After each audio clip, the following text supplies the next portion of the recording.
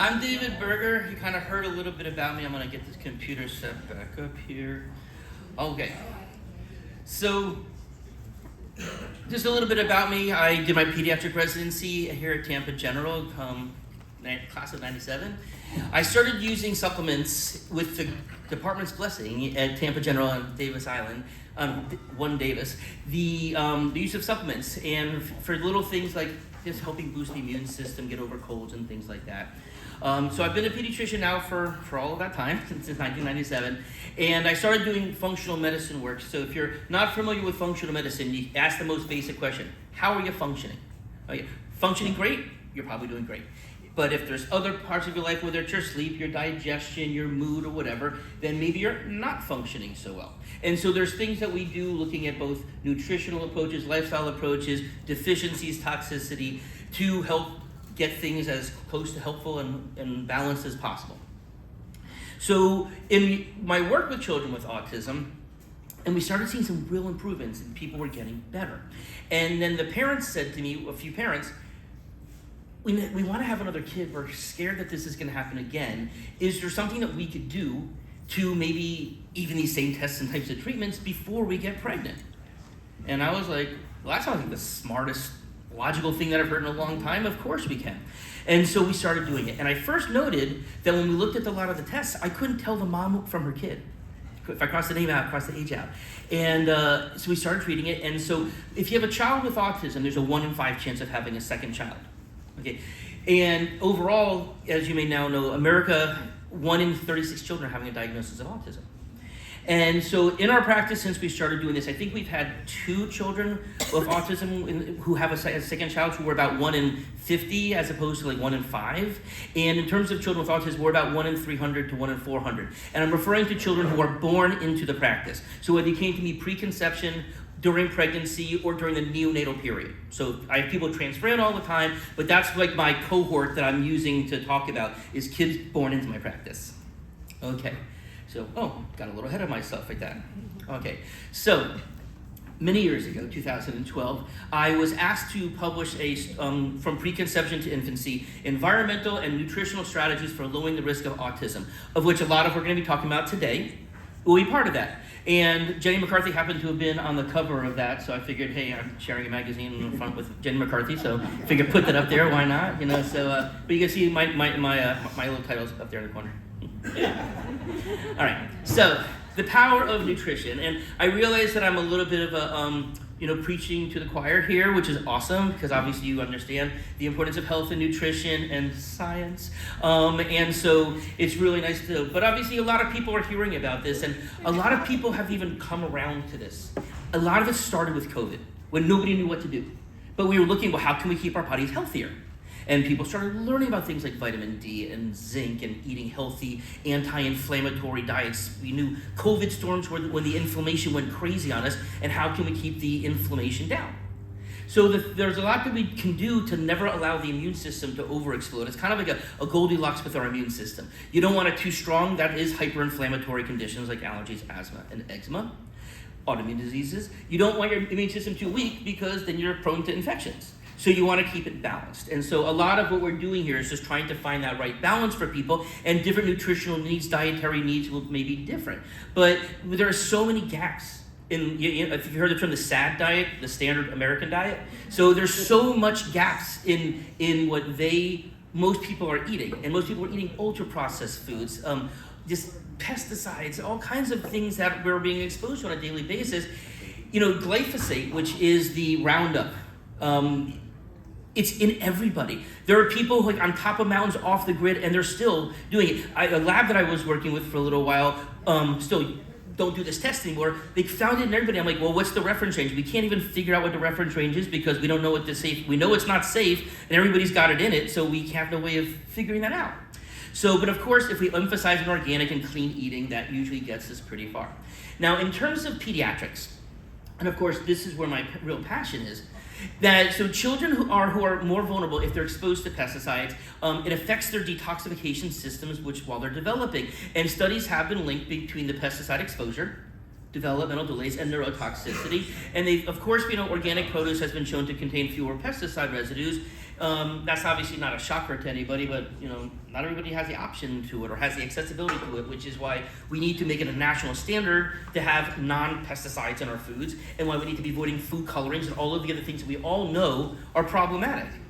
So we have the ability to do that, and our goal is when we do all of this, we make healthier kids. So you may have heard what's called the gut-brain connection, the gut-brain-immune connection. So from the moment of birth, and obviously there's nutrition that's coming across to the mom before that, but going through the birth canal is the first time we get our good flora to populate our intestines. Going through, a baby born by C-section is not going to have that advantage. Is going to miss the first dose, an important first dose. If mom has to take antibiotics during the pregnancy, again, that could potentially alter her flora. And so we always we're on top of that. We want to make sure that babies, if they're not a good vaginal birth, of getting them the flora. We actually there's something called vaginal seeding, where I tell the moms, you can take your vaginal juices and feed it to the baby, which sounds really weird until you think, well, ain't that what's happening when you're passing through the birth canal in the first place? So, so it's just, again, outside the box thinking, but based in science and what makes sense. And that's a lot of what I do. But we can check for things like the good levels of bacteria, if there's any bad bacteria, whether there's any yeast-growing parasites. We do pee tests that looks for toxins made by those yeast and bacteria. Also tells us about vitamin deficiencies. It tells us about how the body's breaking down fats and proteins and carbohydrates and utilizing them for energy through our mitochondria. And we can check all of this in a little ounce of pee, which is pretty cool. So now, in terms of B vitamin metabolism, question: how many people here have heard of MTHFR? Wow. Okay. You guys haven't been in my office. All right, so you guys can at least raise your hands over there. Some of them work for me. They know the answer to this one. So MTHFR, this has been known for about 20 years, 25 years, a little more actually, where the gene that codes for the enzyme that activates folate, called MTHFR. If you can't activate folate, you can't go on to create this very important pathway called the methylation transsulfation pathway that leads to really important proteins of detoxification and lowering and like antioxidant effects called N-acetylcysteine or NAC and called glutathione.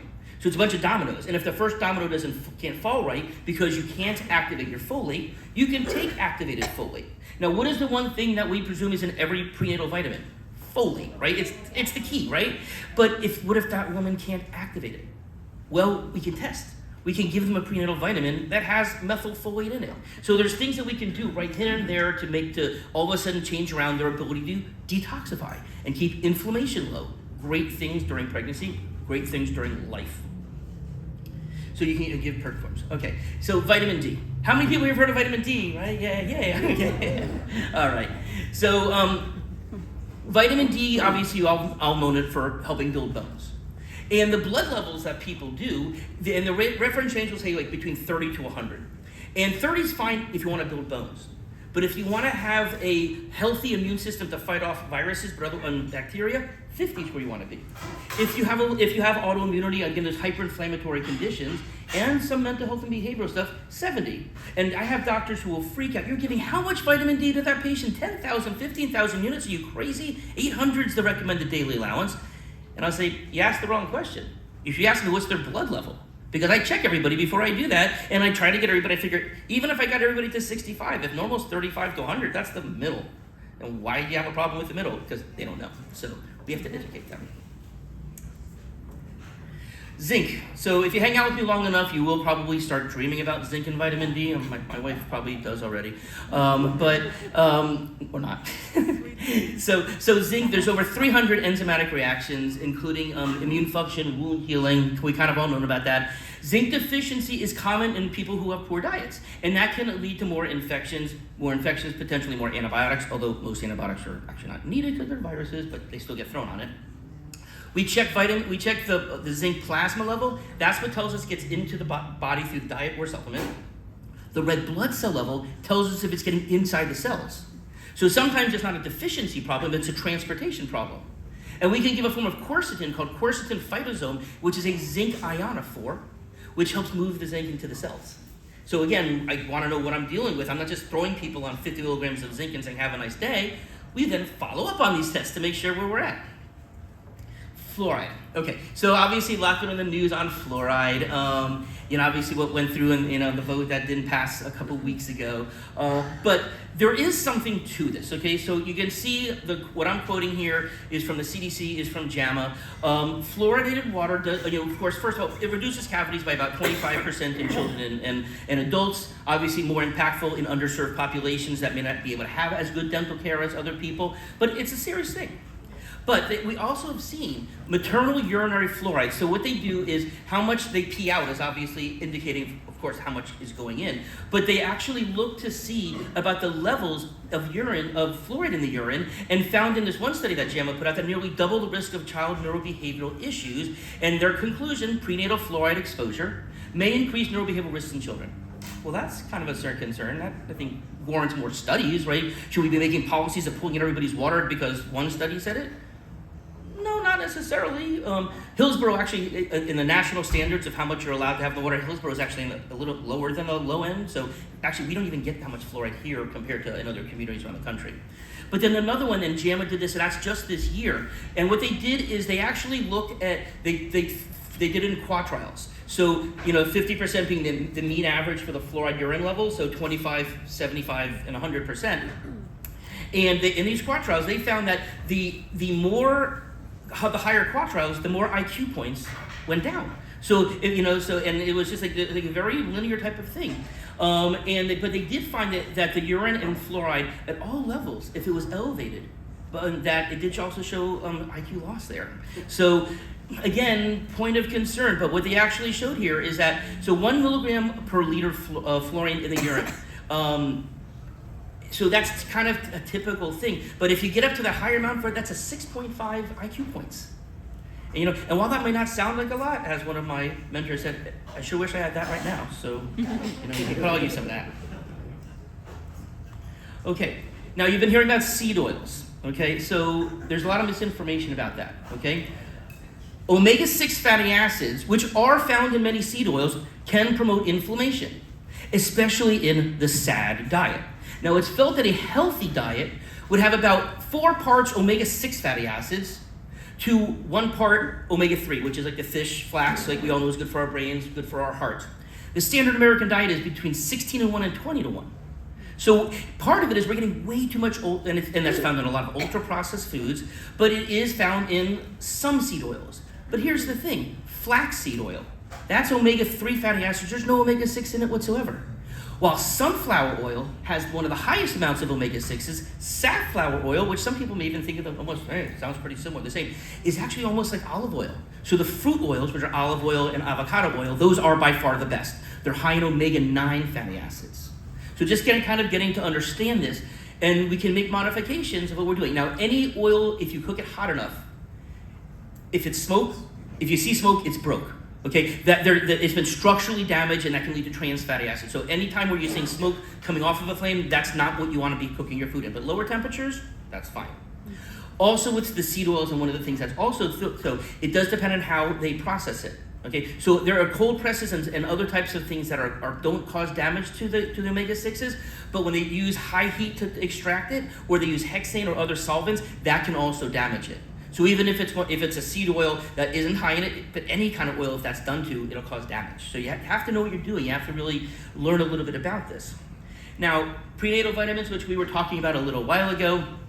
So, go back almost 20 years ago. I had identified, when I was doing some detoxification on kids with autism, found antimony levels in 3 kids who I'd never seen this before. It turned out that it was actually in the zinc product, which was common to them. It was in the stevia that sweetened the product that made the liquid, not actually the zinc itself. And we then looked and saw 11 of the 11 national brands for stevia. Did I say sativa? I may have confused the words. Go figure. But of the stevia, 7 of the 11 national brands had antimony in it. So they asked me to develop a prenatal vitamin. They said they would test every single raw material before it comes into the plant. They would check each bottle, 1 bottle of each one for both accuracy of labeling as well as double checking the toxicity. And out of that, fast forward to more recently, the International Federation of OBGYNs, they reported that 40% of the prenatal vitamins tested exceeded just lead levels, okay? Other toxins were seen there as well. They then checked 27 different national prenatal vitamins to check for pesticides, organophosphate for them, heavy metals, plastics, all types of phthalates, BPAs, all of that. 26 of the 27 national prenatal vans had toxicity in it that was above where it should be that can cause problems. The only one that passed is the one that we created 20 years prior under this whole scenario because we knew that this was a problem. So we weren't surprised, but that was obviously really important. All right, so what's the solution? Pre-market testing for all of these things. Even before it comes in. Creating universal standards that they have to abide by.